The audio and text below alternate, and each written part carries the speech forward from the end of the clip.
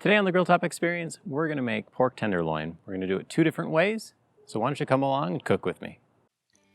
Pork tenderloin is arguably the best meat that comes out of a tube. It's lean, tender, and is the pork equivalent of the fillet from the beef.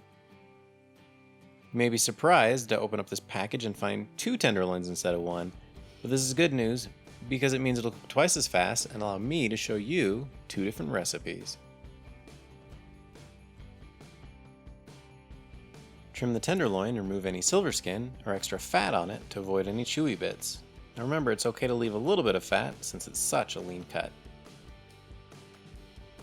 For this first one, we're going to coat it with olive oil so the herb crust sticks really well. Now make sure that you coat all 4 sides with the oil so you get the crust on all sides.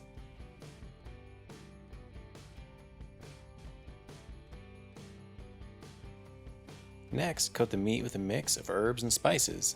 The full recipe is in the description, but it's Italian seasoning, fresh rosemary, garlic, salt, and pepper. You want to coat this on really thick since most of the flavor is going to come from this herb rub and not from the meat.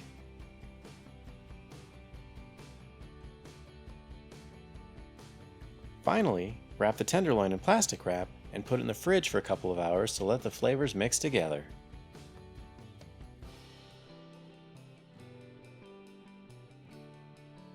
The second tenderloin will be American BBQ.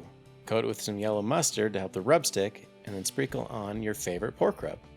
Once we put it on the grill, we're going to coat it with some of my favorite Dr. Pepper Sriracha barbecue sauce to kick it up a notch. Set up your grill for direct grilling at about 400 degrees Fahrenheit and put the tenderloins on.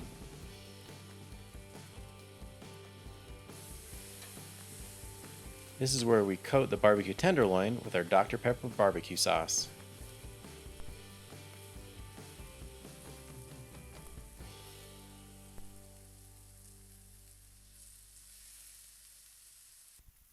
Every 4 or 5 minutes, flip the meat over, making sure that you get all 4 sides. Every time you flip, coat the barbecue loin with a little bit more sauce.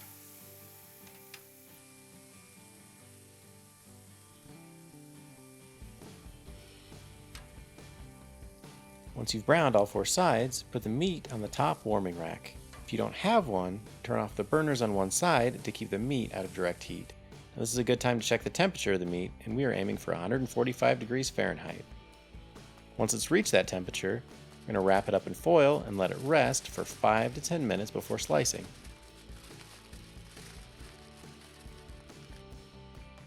Keep in mind the 2 pieces may not cook at the same rate, and one might need just a little bit longer than the other.